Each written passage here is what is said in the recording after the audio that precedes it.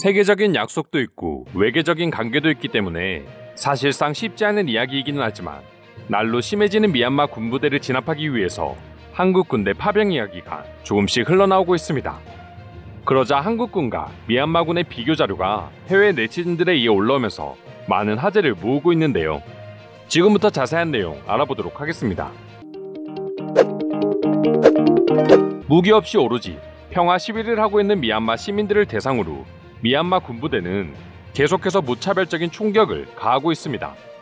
이로 인해 연일 사상자가 나오고 있는 가운데 결국 미얀마 국민들은 유엔과 한국을 대상으로 평화유지군을 보내달라고 절규하기 시작했습니다. 도저히 이런 식으로는 시위가 이어질 수 없기 때문이죠. 비록 미얀마 내에서도 독재 세력에 맞설 군병력이 모이고 있다고는 하지만 10만 명 정도밖에 되지 않는다고 합니다. 40만 명에 달하는 쿠데타 세력에는 턱도 없는 수준이죠. 이에 현재 미얀마 연방의 대표위원회를 맡고 있는 사사특사는 공개적으로 평화유지군을 요청하기에 이르렀습니다. 그리고 지금 가장 힘이 되고 있는 한국 정부에게 미얀마 시민들은 제발 군대를 파견해달라고 대사관 앞에서 무릎을 꿇는 상황까지 발생하고 있습니다. 하지만 다들 아시는 것처럼 국제조약상 한국군이 독단적으로 미얀마에 진입해 군부대를 진압할 수는 없습니다. 그러나 절대 일어날 수 없는 일도 아니라고 말할 수도 있습니다.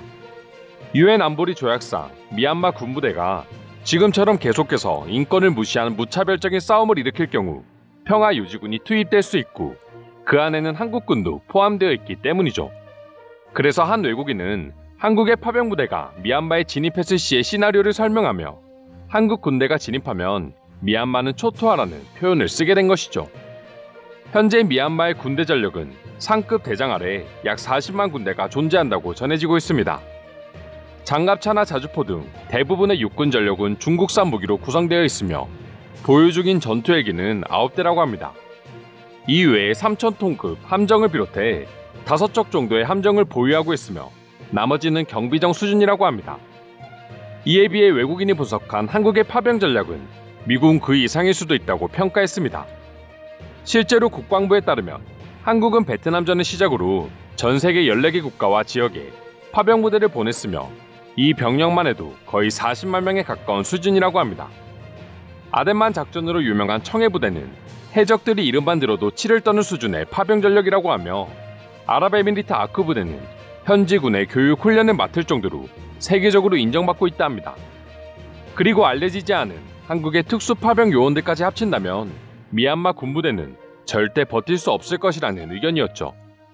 세계 군사력 순위 6위에 랭크되어 있는 한국이기에 미얀마 국민들 역시 한국 정부에게 계속해서 군부대 지원을 요청하고 있다고도 할 수 있습니다.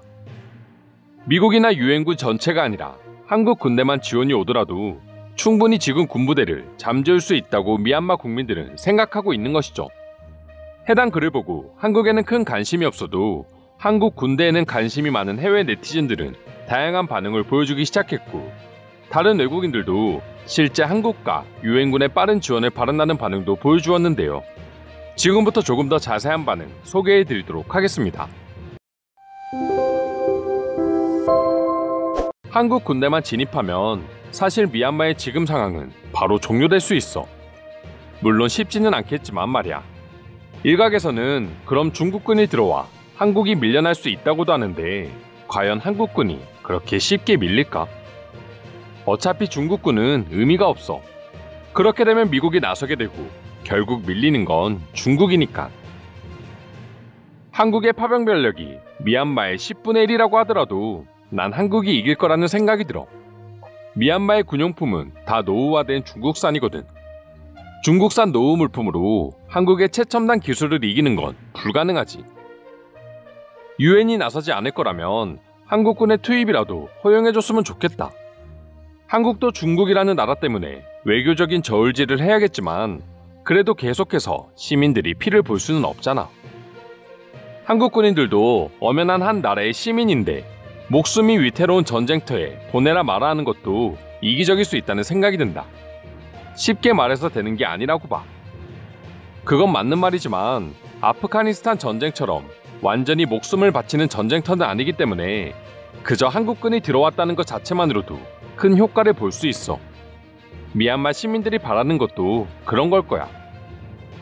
군사력에 조금이라도 관심이 있는 사람들이라면 한국군과 미얀마군을 비교하는 건 그냥 애들 장난에 불과하다는 걸 알 거야. 하지만 파병이기 때문에 병력 수에서 차이가 나긴 하는데 어차피 국지적으로 투입될 거고 한국의 파병 병력은 일당백두 가능한 전력이야. 한국 정부에게 무릎 꿇고 군대 투입까지 요청하는 미얀마 시민들의 심정은 얼마나 참담할까 하는 생각도 든다. 앞으로 어떻게 전개될지 모르겠지만 하루빨리 평화유지군이 투입됐으면 한다. 만약 한국 파병부대가 미얀마에 진입할 수 있다면 그날 바로 미얀마 군부대는 항복을 선언할 거야. 어차피 싸워봤자 이길 수 없는 싸움이거든. 이건 충분히 심사숙고해야 할 일이라고 생각한다. 그리고 만약 누군가 개입해야 한다면 한국만이 아닐 거야. 아마도 유엔군이 참전하게 되겠지. 중국군의 개입으로 인해서 세계적으로 전쟁이 커질 수도 있어. 3차 대전이 벌어질 수도 있는 거지. 그렇기 때문에 아주 신중해야만 할 거야. 베트남 전쟁 때만 보더라도 한국은 10년 동안 약 31만 명이 파병됐다고 한다. 그 후로 2021년 지금까지 40만 명에 가까운 사람들이 작전에 투입됐다고 한다. 그리고 그들의 능력은 세계 최고 수준이기 때문에 한국군이 개입된다면 미얀마는 속수무책으로 당하겠지. 한국은 2021년 전 세계 군사력 순위에서 6위를 차지했을 정도로 강대국이다. 그런 나라에서 미얀마 사태에 참전한다면 아주 완벽하게 진압될 거야. 하루빨리 미얀마가 과거의 모습을 되찾을 수 있으면 좋겠어. 한국군이 아니더라도 더 이상 그들이 학살을 자행하지 못하게 국제평화유지군을 파병해 주었으면 좋겠습니다. 조금이라도 더 지체한다면 더 많은 사상자가 나올 겁니다. 제발 부탁드립니다. 미얀마 국민들이 하루빨리 과거의 모습을 되찾을 수 있으면 좋겠습니다. 한국 대사관 앞에서 무릎 꿇고 제발 파병을 보내달라 요청하는 미얀마인들을 보면 눈물이 흐릅니다.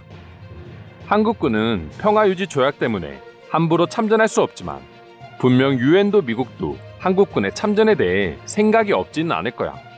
아마도 지금쯤 그 시기를 조율하고 있지 않을까? 그 수가 얼마가 됐던 간에 미얀마군은 한국군에 대항할 수 없을 거야.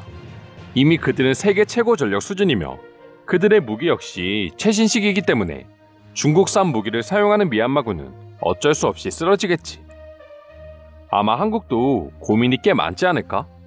물리적으로 미얀마를 도와주고 있다고는 하지만 군사 간의 접촉이 벌어진다면 또 어떤 일이 벌어질지는 아무도 모르니까 말이야. 한국군의 참전에는 명분이 필요하다. 현 사태에서는 미국이나 유엔이 움직이지 않는 한 한국군의 개입은 사실상 어렵다고 봐야지. 물론 도와주는 거야 좋다지만 국가적 관계에서 한국이 독단으로 평화유지군을 보내기에는 무리가 있는 거지. 꼭 군사 지원을 해주지 않더라도 저들에게 먹을 식량 정도는 보내줘도 되지 않을까? 한국뿐만 아니라 유엔은 대체 뭘 하고 있는 거야? 이상으로 한국군 미얀마 파병에 대한 해외 네티즌들의 반응 살펴보았습니다.